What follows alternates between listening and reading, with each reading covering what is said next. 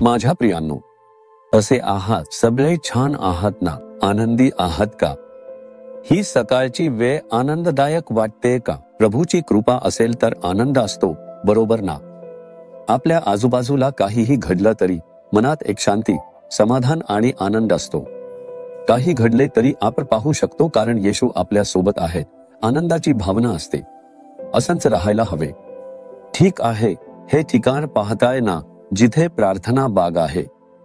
मी सांगितलं होते ना, देवाने मला एक बाग दिली आहे. पहिला भाग म्हणजे garden of walking with God, देवासोबत चालण्याची बाग. दुसरा भाग म्हणजे गेतसेमनी बाग आहे. येशू गेतसेमनी बागेत जाऊन अत्यंत दुःखाने आणि अतिखिन्न होऊन प्रार्थना केली. तेथेच त्यांनी अश्रूंनी, खोल श्वासांनी आणि पूर्णपणे नतमस्तक होऊन प्रार्थना केली.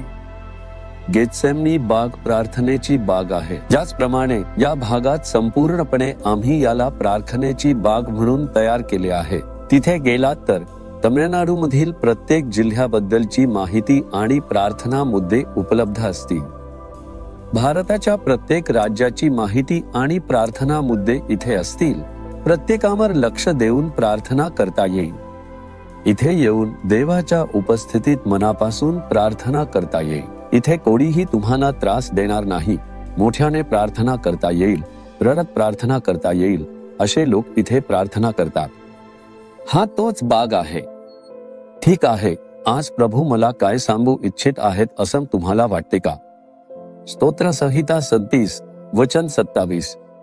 प्रभू एक वचन सांगत आहेत, माझ्या मुला, माझ्या मुली, वाईटापासून फिर आणि चांगले ते कर. तेव्हा तू सर्व काळासाठी वाचवला जाशील. जे वाईट आहे ते ओळखून त्यापासून दूर राहा. चांगले करा, मग तुम्ही सदैव टिकून राहाल. नोकरी कायमस्वरूपी नाही. स्थिर राहील का माहित नाही. व्यवसाय कधी वर कधी खाली असतो. तोही स्थिर राहील का माहित नाही. परिस्थिती पाहिली तर आर्थिक अडचणी, दुष्काळ, घसरण या सगळ्या गोष्टी पाहता टिकून राहता येईल का माहित नाही. अनेकांना त्यांच्या नोकऱ्या कायमच्या राहतील का, ही काळजी असते. व्यवसाय स्थिर राहील का अशीही भीती असते. नोकरीत अशा प्रकारच्या अडचणींमुळे मी टिकून राहू शकेन का अशी भीती असते. अशा प्रकारे अनेकांना भीती असते. पण तुम्ही टिकून राहावं हेच परमेश्वराची इच्छा आहे. तुम्ही टिकून राहायचं असेल तर काय करायला हवे माहिती आहे का? वाईटापासून दूर राहा. वाईट वाटणाऱ्या कोणत्याही गोष्टीपासून दूर राहा आणि चांगले करा. या दोन गोष्टींवर लक्ष केंद्रित करा. वाईटापासून दूर राहा, चांगले करा. मग परमेश्वर तुम्हाला टिकून राहण्यासाठी आशीर्वाद देईल. माझ्या ओळखीचा एक भाऊ पोलीस खात्यात काम करतो. तो आला आणि एका पोलीस स्टेशनवर हल्ला केला. त्या पोलीस स्टेशनमध्ये बरेच लोक होते. तो आला आणि त्याला वाचवणाऱ्या परमेश्वराला शरण गेला. त्यावेळीपासून त्याने लाच घेणे पूर्णपणे सोडले. अगदी सणासुदीला किंवा खास प्रसंगी कोणी काही दिलं तरी तो काहीच घेत नाही. तो म्हणतो, माझ्यासाठी हेच पुरेसे आहे. पगार प्रभू देतो, कामाचे वेतन हेच पुरेसे आहे. मी हे वाईट काम म्हणजे लाच घेण्याचं पाप कधीच करणार नाही. म्हणून पोलीस स्टेशनमध्ये त्याला देवाचा माणूस नाव पडलं. देवाचा माणूस हेच त्याचं नाव झालं. सगळे त्याला देवाचा माणूस असंच हाक मारतात.